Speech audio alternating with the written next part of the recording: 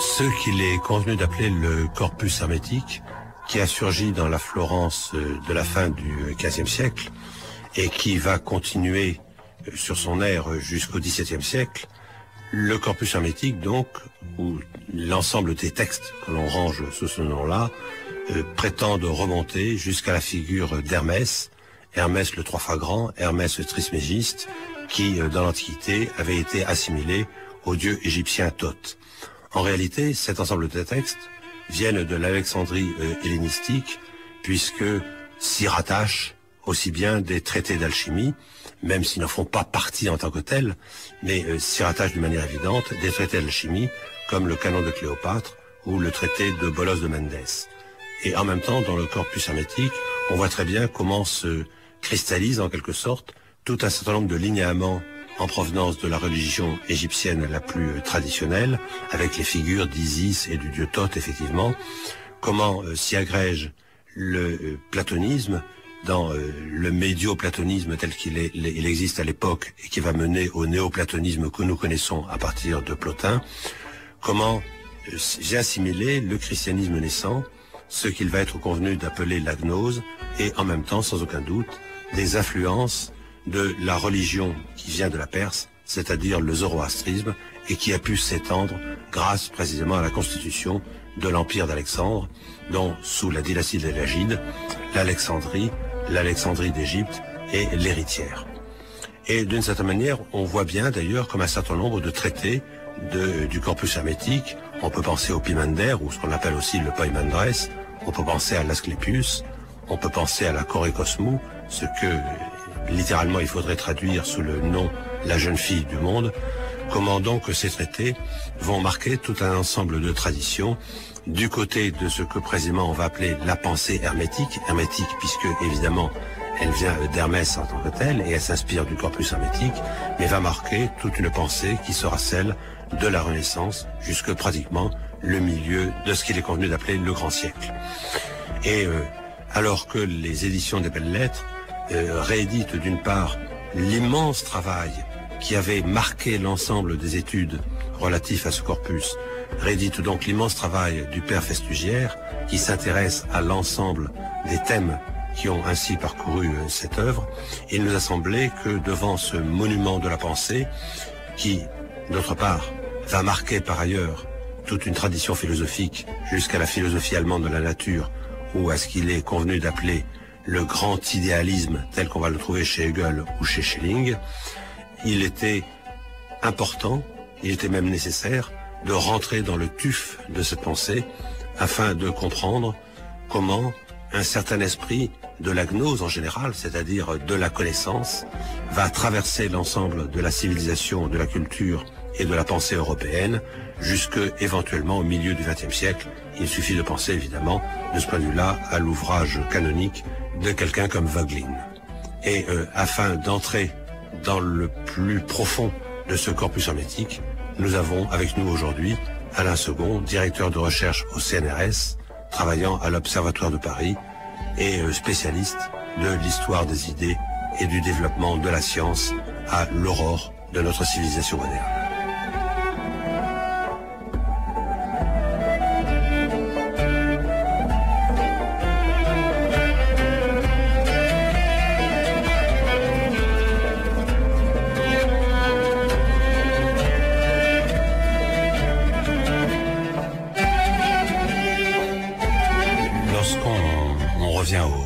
Au texte même de l'Hermès Trismégiste, si on peut dire, et je pense que c'est ce que le père Festugière montre bien, on constate que dans l'Alexandrie de l'époque, c'est une espèce d'immense creuset culturel. Parce qu'à la fois, il y a des restes de la vieille sagesse égyptienne, à la fois la philosophie platonicienne, à la fois les gnostiques, et nous avons parfois du mal quand même à rendre à chacun ce qui lui est dû. Les recherches quant à l'origine du corpus, c'est-à-dire quel milieu a formé ce corpus, quels sont les gens qui ont pu écrire, se rassembler pour faire ce corpus, ce sont des recherches que le père Festugière a certainement un petit peu négligées. parce que il parlait dans une perspective qui est assez différente de la nôtre. Et là, je vais faire un petit excursus. Je vais vous apprendre, je pense, quelque chose que j'ai apprise. Je me suis longtemps demandé pourquoi Festugière, normalien, agrégé de lettres, spécialiste de la tragédie grecque, d'Homère, d'Hésiode, des tragiques, de Platon, pourquoi s'était-il passionné et avait-il, en gros, passé la moitié de sa vie dans l'étude d'Hermès Trismégiste, qui n'est pas véritablement un sujet académique porteur en France? Eh bien, la source des travaux, des recherches de Festugière, c'est sa vie de religieux. Lorsqu'il est sorti de l'école normale, il a passé une année à l'école de Rome, puis il est parti à l'école biblique de Jérusalem, où il ne s'est pas plu. Il a passé une année, mais il a fait une grande rencontre. Il a fait la rencontre du père Lagrange. Le père Lagrange écrivait à l'époque ces grands volumes d'apologétique, disons, dont un est consacré à l'orphisme. Et qu'est-ce que faisait le père Lagrange? Il entendait démolir les thèses de l'école de l'histoire des religions du type Reitzenstein et compagnie, reprises en France par Couchou, Guimbert, tous ces gens-là, qui ne voyaient dans le christianisme qu'un empilement de pratiques religieuses, de croyances, de superstitions empruntées à droite à gauche. Et donc pour eux, il suffisait de faire la liste et puis le christianisme était mort. Alors Lagrange avait fait l'orphisme, mais il ne se sentait pas la force de faire l'autre volet, c'est-à-dire le volet gnostique et hermétique. C'était trop loin pour lui. Donc il a dit à Festugière, vous êtes un jeune, tiens, voilà ce que vous voudriez faire. Et c'est ça l'origine. Alors c'est une rencontre très intéressante parce qu'il faut donc savoir qu'avant Festugière, on a les travaux de gens comme Reitzenstein pour lesquels l'hermétisme est l'expression d'une église hermétique en Égypte et progressivement, dans l'esprit de Reitzenstein, l'hermétisme est devenu le représentant fondamental de la religion à mystère hellénistique. Et de plus en plus, Reitzenstein l'a interprété comme d'origine iranienne. Et là, vous tombez directement sur un des grands développements du XXe siècle, tout à fait inattendu, c'est le Christ arien. Les Deutsche Christen, qui se sont fondés en Allemagne à partir de 34-35, croyaient dans le Christ, parce que pour eux, il était un arien qui était apparu en Palestine. C'est tout à fait extraordinaire. Et donc, qui avait profité de ce mouvement formidable de libération et de révélation qui venait de l'Iran, et qui était donc iranien, indo-européen, et donc non sémitique. Voilà dans quel milieu Festugière, au milieu de quels gens il a réagi. Et cela explique une des positions fondamentales de Festugière. Pour lui, après avoir étudié le corpus, après avoir étudié les écrits hermétiques, après avoir étudié les grands spécialistes de l'hermétisme dans l'Antiquité, c'est-à-dire les gens comme Arnold, comme Cyril, comme Stobé, il était parvenu à la conclusion qu'il y a trop de diversité dans l'hermétisme pour que ça puisse se référer à une communauté religieuse. Ça ne peut se référer qu'à des milieux ou à des courants intellectuels, mais certainement pas à une église. Et c'est ça la base du travail de Festugière. Dès le tome 1er, c'est dit dans la révélation d'Hermès Trismégiste, il n'y a pas d'église hermétique. C'est un reproche qu'on lui fait très souvent, et par exemple, donc, un des spécialiste moderne de Hermès Trismégiste, c'est-à-dire un Anglais qui s'appelle Garth Fowden, qui a publié un livre qui s'appelle Hermès l'Égyptien. L'essentiel de la critique de Garth Fowden, c'est pour dire contre Festugière que, en réalité, il y a des milieux hermétiques. Ces milieux sont bien égyptiens et ils sont désormais attestés, non seulement par les papyri, puisque ça on connaissait des papyri hermétiques, on en connaît quand même 3 ou 4, mais surtout par la grande découverte de Nag Hammadi qui montre que au IIIe, IVe siècle, il y avait des communautés où on lisait des textes gnostiques, philosophiques et hermétiques. Donc pour Garth Fowden, il y a un arrière-plan social, réel, fondable. Et alors après la question est de savoir, est-ce que ce sont des Grecs égyptianisés ou des Égyptiens hellénisés, ou bien ni l'un ni l'autre, un tertium quid. Ça, il faut dire, c'est pas facile à résoudre. Un jour, que j'avais commencé de réfléchir sur les êtres, et que ma pensée s'en était allée planer dans les hauteurs, tandis que mes sens corporels avaient été mis en ligature, comme il arrive à ceux qu'accable un lourd sommeil par le fait d'un excès de nourriture ou d'une grande fatigue du corps, il me sembla que se présentait à moi un être d'une taille immense, au-delà de toute mesure définissable, qui m'appela par mon nom et me dit « Que veux-tu entendre et voir, et par la pensée apprendre et connaître ?» Et moi je dis « Mais toi, qui es-tu » ? Moi, dit-il, je suis Poimandresse, le nous de la souveraineté absolue. Je sais ce que tu veux, et je suis avec toi partout. Et moi je dis, je veux être instruit sur les êtres, comprendre leur nature, connaître Dieu. Oh, dis-je, comme je désire entendre. Il me répond à son tour, garde bien dans ton intellect tout ce que tu veux apprendre, et moi, je t'instruirai. Corpus hermétique, Poimandresse.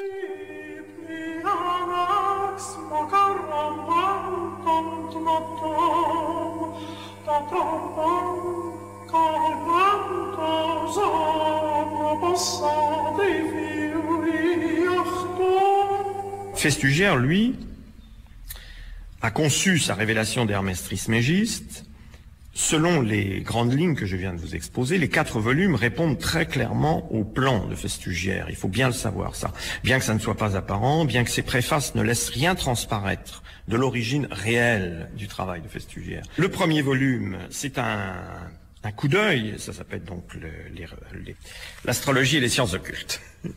C'est un coup d'œil sur les Hermetica, les textes attribués à Hermès dans le domaine de l'astrologie, de l'alchimie, de la magie, de l'iatro-mathématique et du système des révélations de l'Antiquité. Puis, les tomes 2 et 3 font droit à la grande distinction que Festugère avait cru établir dans les livres du Corpus Hermeticum, entre un courant optimiste, qui est un courant qui regarde le monde comme fondamentalement bon, parce que c'est un cosmos ordonné par un créateur et voulu pour l'homme, et ça c'est un courant qu'on trouve d'un bout à l'autre du Corpus Hermeticum, mais qui a une histoire donc, que Festugère relate, en gros depuis le 5e siècle de notre ère, jusque chez les pères de l'Église, car ce courant s'est poursuivi chez les pères de l'Église, puis un second courant, le courant pessimiste, qui résulte du fait que l'âme est incarnée ici-bas dans une réalité qui lui est fondamentalement étrangère, qui est le corps, et donc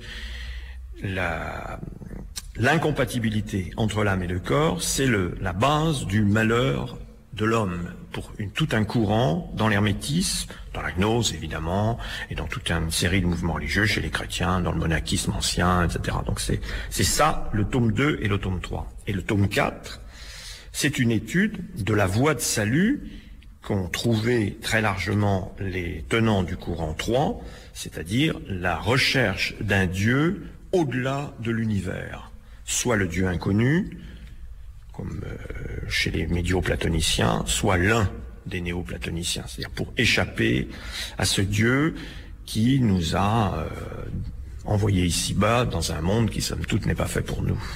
Mais avec l'idée donc qu'il y a un autre Dieu que l'on peut connaître par d'autres méthodes et d'autres approches intellectuelles. Donc c'est ça la révélation d'Hermès Trismégiste.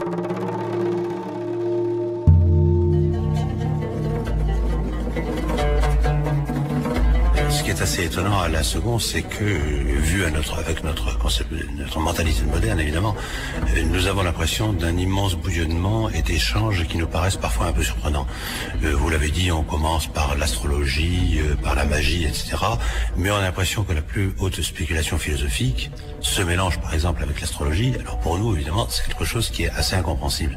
Parce qu'on a l'impression que là, c'est quelque chose, c'est au contraire, ça se rencontre très très profondément. Alors évidemment, on peut penser, par exemple, au mythe d'Her le Pamphilien à la fin de la République, dans lequel on voit l'âme qui monte de planète en planète, etc. Et où donc l'astrologie, en fait, enfin, où l'ensemble des techniques magiques, ou ce que nous appellerions les mondes irrationnels, correspondent en fait à un état de la rationalité de l'époque.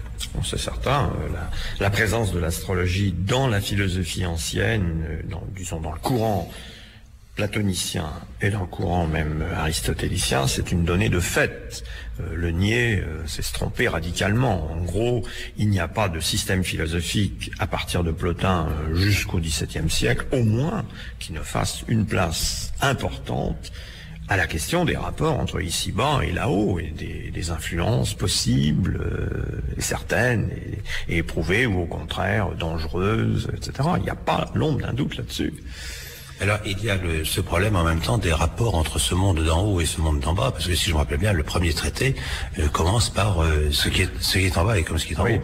Oui, parce que, évidemment. Mais ça, c'est extrêmement important, parce que ça, c'est le principe de correspondance, qui est tout à fait capital, et qui est un principe d'exégèse fondamental, tant de l'exégèse textuelle que de l'exégèse du monde, la compréhension du monde. Les phénomènes d'ici-bas reflètent des phénomènes de là-haut, et on peut lire dans les phénomènes de là-haut des choses que nous allons trouver dans les phénomènes d'ici-bas. Ce principe de correspondance, vous le trouvez à l'œuvre encore chez Tycho Brahe, chez Paracels et chez Kepler, évidemment.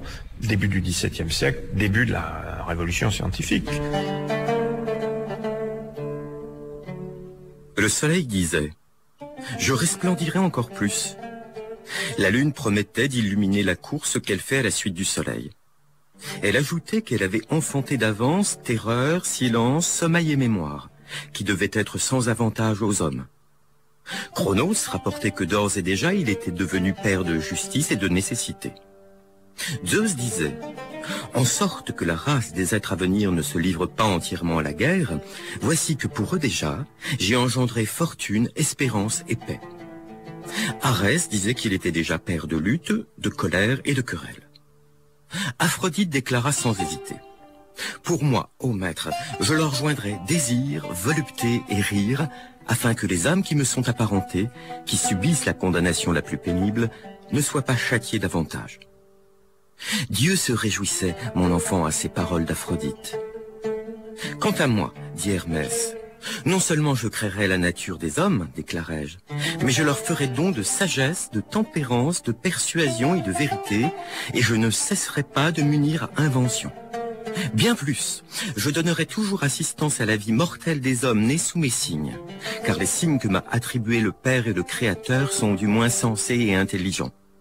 Et cela davantage quand aussi le mouvement des astres qui les dominent sera en accord avec la force naturelle d'un chacun. Corpus hermétique, core cosmo.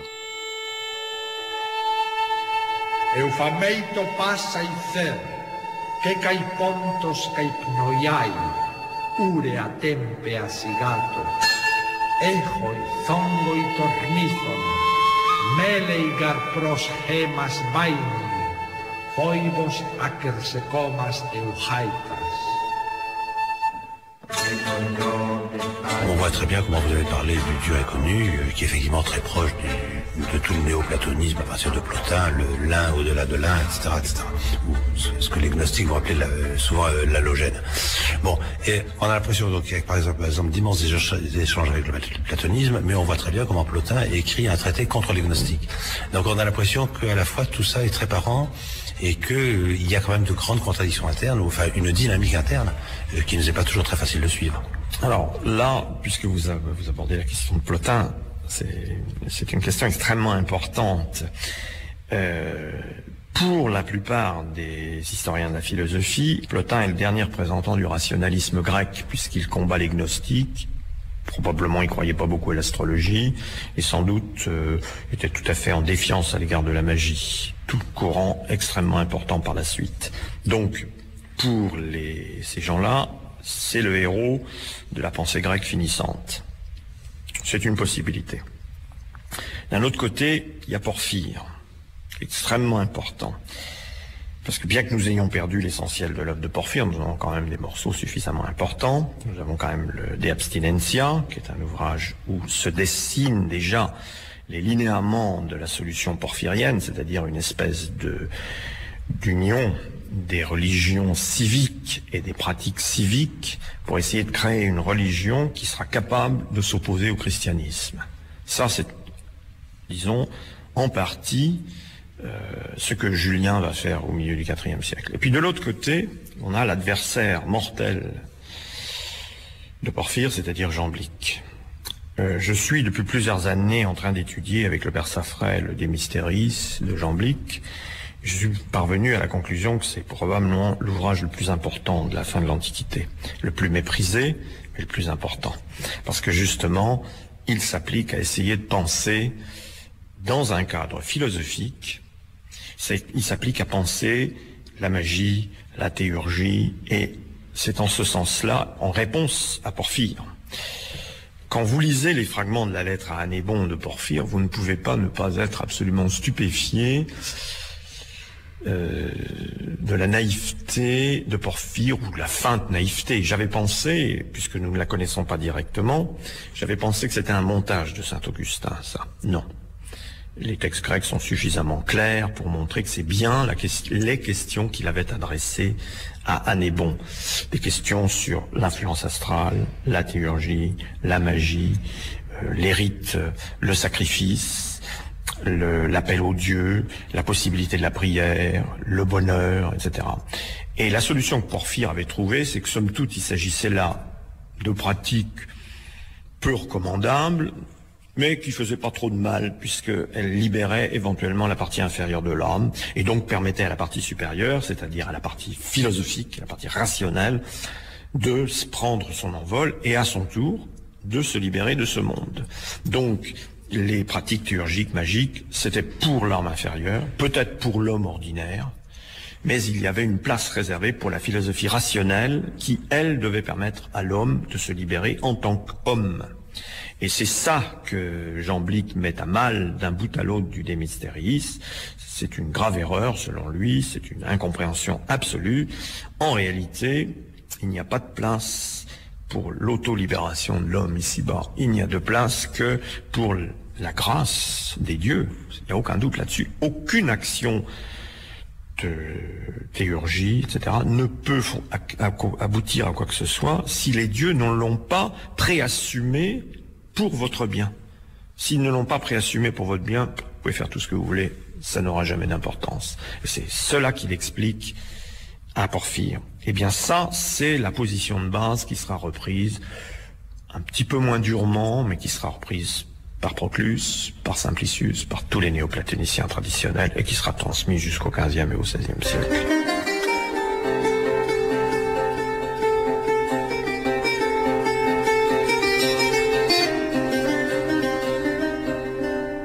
Dans cette réponse de Jamblique à Porphyre, qui d'une certaine manière est la réponse à la lettre à Anébon, bon, on voit très bien que la référence quand même à l'Égypte est absolument claire et nette. C'est-à-dire au milieu qui précisément sont ceux qui ont vu naître la révélation à Hermès Trismégiste. Donc on a l'impression que l'Égypte est quand même un point central. Bien sûr, bien sûr. Je dirais le cœur de la pratique religieuse et... Enfin, le cœur des références de Jamblique est sans aucune espèce de doute égyptien et très probablement hermétique. Mais les méthodes avec lesquelles c'est exposé et c'est défendu, ce sont les méthodes de la philosophie grecque. Et c'est là que se fait la fusion. C'est chez lui. Bien ou mal, mais c'est chez lui qu'elle se fait. Et c'est pour ça que, pour des ultra-rationalistes comme Zeller, c'était absolument impensable qu'un philosophe grec écrive cette chose-là. C'est pourquoi ils ont inventé ce mythe de l'inauthenticité du De Mysteriis. C'est une énorme invention. Et ça aboutit au fait que Zeller a écrit un chapitre sur la philosophie de Jamblique sans jamais parler du De Mysteriis, et un chapitre sur le pseudo-Jamblique sur le De Mysteriis. C'est-à-dire les occasions de comprendre comment ça s'intriquait avec le reste de sa philosophie, il les a délibérément manquées. Et tous les historiens de la philosophie qui l'ont suivi, il faut bien le dire, ils ont tous fait pareil. Alors, il y a une question à la seconde, c'est pourquoi cette fascination de l'Égypte? Parce que d'une certaine manière, je dirais, elle remonte très loin. On voit très bien comment Platon a un rapport avec une Égypte, même si elle est imaginaire, on n'en sait rien, encore que ce soit pas si évident que ça. On voit très bien comment Hérodote nous dit que les dieux grecs viennent en réalité d'Égypte, etc. Donc on voit, bon, alors évidemment tout ça s'est coagulé avec la période hellénistique et les débuts de l'alchimie, le canon de Cléopâtre, etc. Comme si tout, d'une certaine manière, la source de la sagesse était en Égypte. Oui. Ben, c'est pas facile d'expliquer, parce que c'est là qu'on rencontre, si vous voulez, la limite de nos connaissances, parce que jusqu'à présent, on a été capable de mettre en évidence l'existence d'un clergé égyptien savant, entre le 1er siècle avant notre ère et le 1er siècle de notre ère, des gens comme Kérémon sont des prêtres égyptiens manifestement savants en philosophie grecque, et c'est eux qui ont introduit, je dirais, les connaissances réelles relatives à l'Égypte ancienne. Et quand on lit, par exemple, le traité hermétique qui est à Nag Hammadi, l'Ogdoad, l'Ennéade, livre l'Ogdoad, on voit bien qu'il y a des éléments égyptiens considérables là-dedans.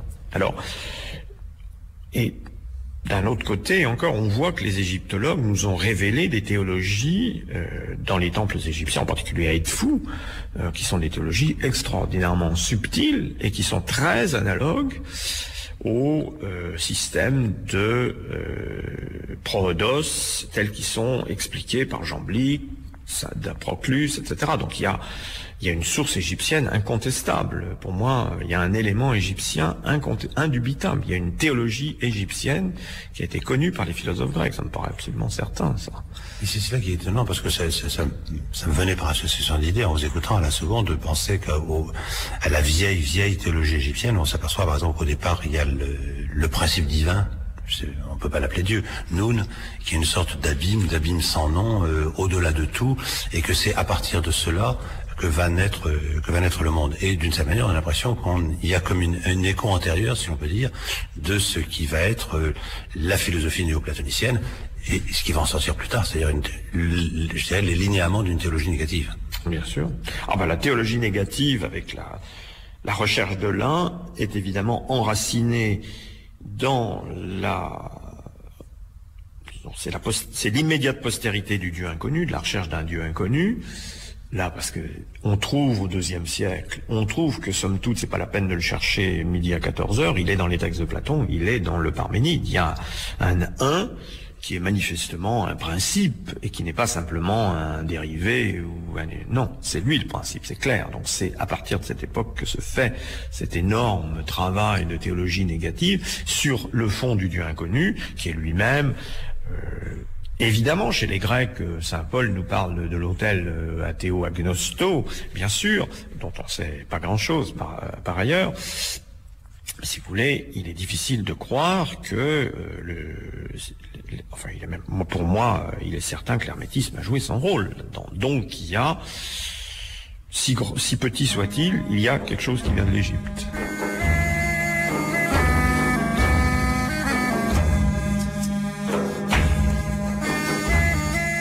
Le nous, Dieu, étant mâle et femelle, existant comme vie et lumière, enfanta d'une parole un second nous, Démiurge, qui, étant Dieu du feu et du souffle, façonna des gouverneurs, 7 en nombre, lesquels enveloppent dans leur cercle le monde sensible, et leur gouvernement se nomme la destinée. Aussitôt le Verbe de Dieu s'élança hors des éléments qui se portent en bas, vers cette pure région de la nature qui venait d'être façonnée. Et il s'unit au nous Démiurge, car il était de même substance, et de ce fait, les éléments inférieurs de la nature furent laissés à eux-mêmes dépourvus de raison, de manière à n'être plus que simple matière. Cependant, le nous Démiurge, conjointement avec le Verbe, enveloppant les cercles et les faisant tournoyer en vrombissant, mit ainsi en branle le mouvement circulaire de ces créatures, les laissant faire leur révolution depuis un commencement indéterminé jusqu'à un terme sans fin, car il commence où il s'achève. Et cette rotation des cercles, selon le vouloir du nous, produisit, les tirant des éléments qui se portent vers le bas, des animaux sans raison, car ils ne retenaient plus le Verbe auprès d'eux. L'air produisit des volatiles et l'eau des animaux nageurs. La terre et l'eau avaient été séparées l'une de l'autre, selon le vouloir du nous, et la terre fit sortir de son propre sein les animaux qu'elle retenait en elle, quadrupèdes et reptiles, bêtes sauvages et domestiques.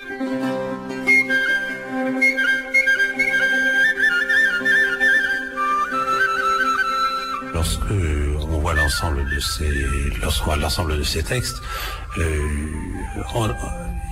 finalement, lorsqu'on compare à ce qui va venir beaucoup plus tard, et dans notre propre culture, c'est-à-dire au Moyen-Âge, à la fin du Moyen-Âge, à la Renaissance, et je pense évidemment surtout à la Florence de la fin du XVe siècle, on a l'impression que d'une certaine manière, il y a quand même les racines de toute une partie de notre pensée. Bien bien sûr. Bah oui.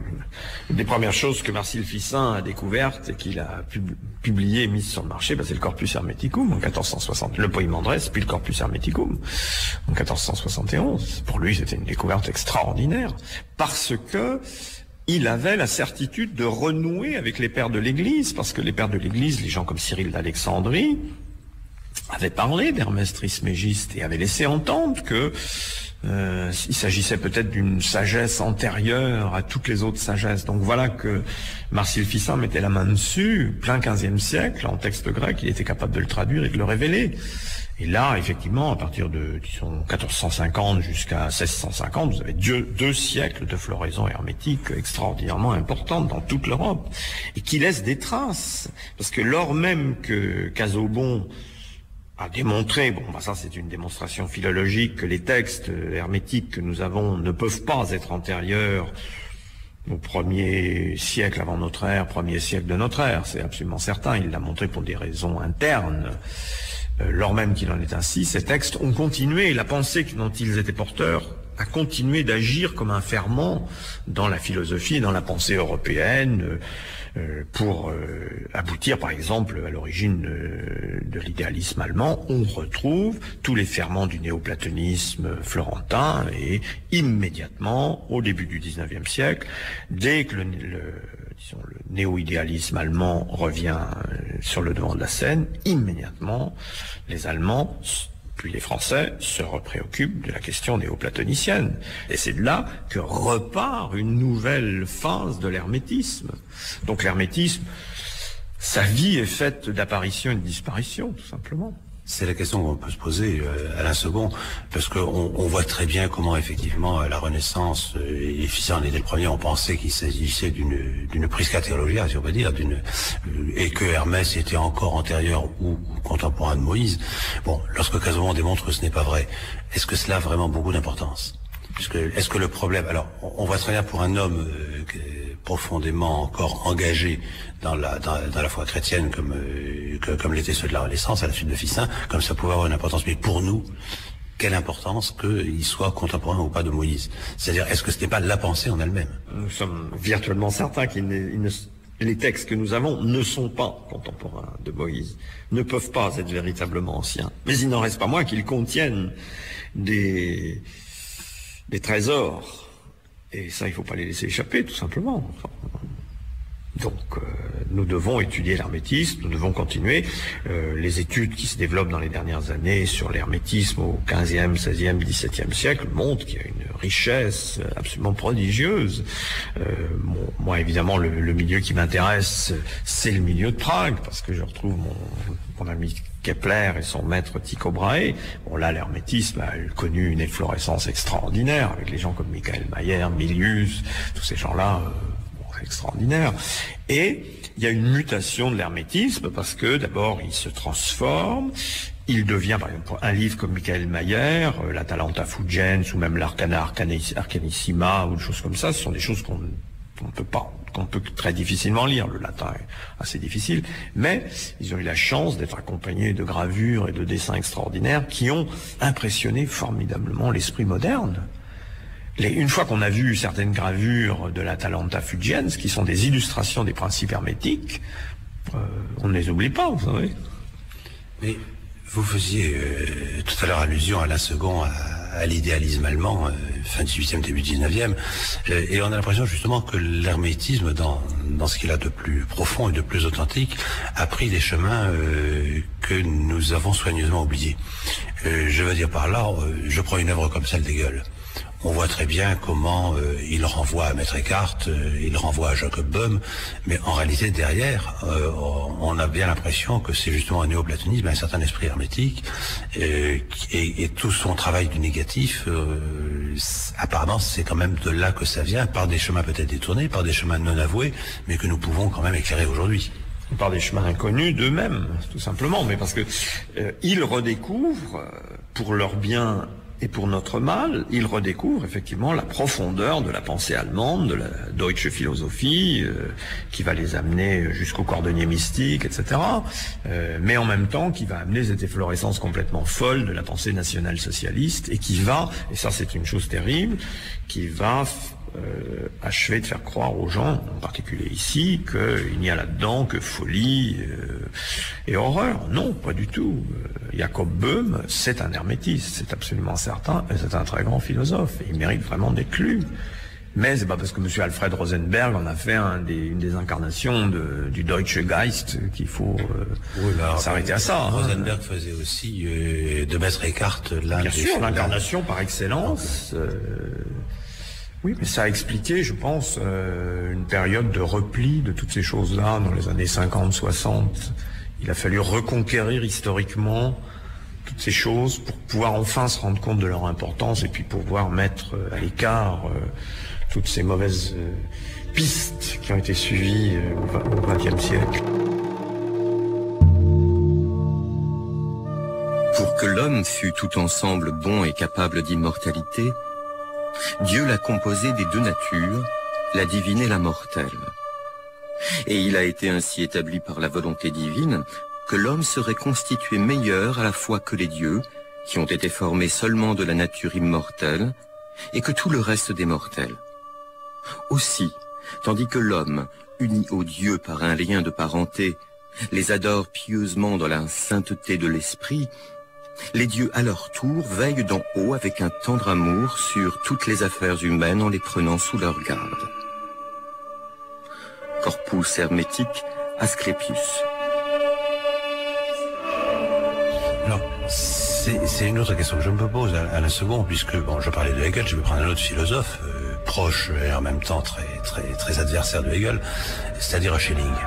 Et je pense à son fameux manuscrit de 1809 dans lequel il explique que l'absolu, retiré dans son secret, doit sortir de lui-même afin de se connaître, etc. Et on a l'impression qu'on est très proche de tout un certain nombre de considérations, précisément des textes hermétiques, sur ce Dieu complètement inconnu et qui pourtant doit se faire connaître, et qui a toute une tradition qui nous permettrait éventuellement d'unifier d'une manière différentielle, si c'est compréhensible, mais d'unifier certaines considérations de la théologie mystique soufie ou certaines considérations de la Kabbale ou des considérations comme celle de Schelling, parce qu'on a l'impression que le fond philosophique est quand même en grande partie commun. Oui. Oui, chez Schelling, c'est particulièrement évident. L'influence néoplatonicienne est absolument flagrante. Un néoplatonicien comme moi, enfin, un raisonnable connaisseur de Proclus et de Jamblique, quand je lis Schelling, je me sens dans ma maison. Le monde schellingien, avec la naturphilosophie de Schelling, on est tout le temps très proche des applications, disons, à la nature de l'hermétisme, tout le temps. Ça, c'est très important. Parce que c'est la question qu'on peut se poser à la seconde, de se dire, en dehors de curiosité d'érudit, quelle est l'importance de ce corpus aujourd'hui, quelle était la nécessité de faire connaître à nouveau les travaux de Festugère. C'est-à-dire, est-ce que nous n'avons pas quelque chose qui court, je dirais, d'une manière souterraine, et qui aujourd'hui retrouve éventuellement toutes ces capacités je dirais presque d'éclairement de la pensée. Oui, moi je pense quand même que l'itinéraire de l'âme tel qu'il est décrit dans le Corpus Hermeticum et les voies de salut qui sont offertes par les hermétistes, mutatis mutandis naturellement, ce sont des choses qui sont encore qui méritent encore d'être considérées aujourd'hui. L'analyse de la condition humaine présentée par Hermès à son fils mérite tout à fait d'être regardée. Si vous lisez de la littérature philosophique contemporaine, une bonne partie recoupe cette analyse. Sauf que il n'oserait évidemment jamais proposer les solutions d'Hermès. Encore moins de dire qu'elles viennent d'Hermès. D'une certaine manière, est-ce que ce n'est pas l'un des travaux qui nous attendent que de reprendre ce corpus, de le repenser par rapport aux sciences modernes telles qu'elles se sont développées, c'est-à-dire qu'on est obligé de remettre ça en chantier, mais où les intuitions de fond, en réalité, sont toujours... demeure. Le Corpus Hermeticum demeure. C'est quand même un des documents religieux les plus importants de l'histoire de l'humanité. C'est pas une Bible, parce qu'il n'y a pas eu de véritable... Il n'y a pas Hermès n'a pas été a été un enseignant, a été un maître, a été un guide, un modèle, mais n'a pas été un véritable révélateur comme l'a été Moïse, Jésus ou Mahomet. Ça, il ne fait pas partie de cette série. Mais au fil des ans, au fil des temps, ce sont agglutiné un certain nombre de textes qui ont fini par constituer ce corpus hermeticum sur lequel Festugère a travaillé l'essentiel de sa vie. Et ce sont des textes qui méritent encore d'être lus. Lorsque vous avez lu ces 2000 pages, vous avez brassé toute l'histoire de la philosophie grecque, depuis les présocratiques jusqu'à Proclus. Et vous avez compris que l'enseignement hermétique, c'est de la même importance, en dépit des apparences. C'est de la même importance que toutes ces choses que Festugère a brassées. Songez que le tome 2, le Dieu cosmique, commence par un très long chapitre qui est consacré à une étude des mémorables de Xénophon, c'est-à-dire à la personne de Socrate, qui est une des incarnations fondamentales de la philosophie grecque. Eh bien, on retrouve une partie de son enseignement dans le corpus hermétique, c'est certain. Tout le courant optimiste auquel est consacré ce tome 2 s'incarne dans le corpus hermeticum et est présent partout. Sans arrêt, Hermès dit à son fils de contempler le monde et de le trouver beau et de l'aimer et de le voir. Les deux valences du corpus que Festugère a mise en lumière, c'est-à-dire cette valence optimiste et cette valence pessimiste, sont des traits absolument fondamentaux de la pensée humaine. Donc, ne fût-ce que pour ça, si vous voulez, je pense que le corpus hermeticum peut être lu par tout le monde, et tout le monde peut y trouver à tout moment quelque chose d'intéressant. Mais en même temps, est-ce que ce n'est pas ce qui fait sa valeur, et je dirais même sa valeur aujourd'hui, c'est que, comme vous le disiez, ça ne correspond pas à une église, ça ne correspond pas à un dogme en tant que tel, c'est-à-dire qu'en même temps, il y a une immense liberté de penser, je dirais une incitation à penser. Oui, une grande liberté de penser. Ben oui, mais l'hermétisme, depuis toujours, s'est mêlé avec d'autres courants pour créer d'autres choses. Il n'y a pas, effectivement, c'est sa chance, il n'y a aucun doute, il n'y a pas un clergé hermétiste et un pape hermétiste qui décide ce qui est bon et ce qui est pas bon. Ça n'a jamais existé, mais il a existé des gens qui se sont nourris, qui d'Hermès, qui du corpus, qui d'un traité, qui d'un principe, etc., et qui ont exploré le monde à la lumière de ça. Moi, je reviens à mon cher Tycho Brahe. Je suis absolument frappé par la quantité, si vous voulez, d'influence hermétique que je trouve chez Tycho Brahe. Sa vision globale du monde est entièrement préformée par l'hermétisme. Précisément, est-ce que cela ne consiste pas souvent, je dirais au-delà des textes qu'on n'est pas forcé d'avoir lu, d'avoir étudié, travaillé dans tous les détails, mais dans un certain nombre d'intuitions qui correspondent, je dirais, à des postures que l'on peut prendre vis-à-vis du monde. C'est-à-dire, pour prendre le mot savant, une Weltanschauung, en quelque sorte, qui correspond quand même à une des structures de l'humain. Oui, parce que la Weltanschauung hermétique est immensément riche, donc elle est susceptible de s'adapter à quantité de situations particulières et quand même de vous recentrer quand même dans une vision du monde plus globale. Vous n'empruntez pas qu'un morceau, même quand vous prenez ce qui est en haut et comme ce qui est en bas, vous n'empruntez pas que ce petit morceau-là. Il vous vient plein d'autres choses en même temps et vous les découvrez par vous-même. C'est ça l'importance de l'hermétisme. Alors après, vous pouvez lire Maître Eckhart, vous pouvez lire les grands mystiques allemands du début du XVIIe siècle, vous pouvez lire même les écrits Rose-Croix, vous allez trouver plein de parallélismes, plein de rencontres. C'est le monde spirituel, tout simplement, sur lequel vous aurez mis le pied, le doigt, comme vous voudrez. Une fois qu'on est là-dedans, on s'en sort plus.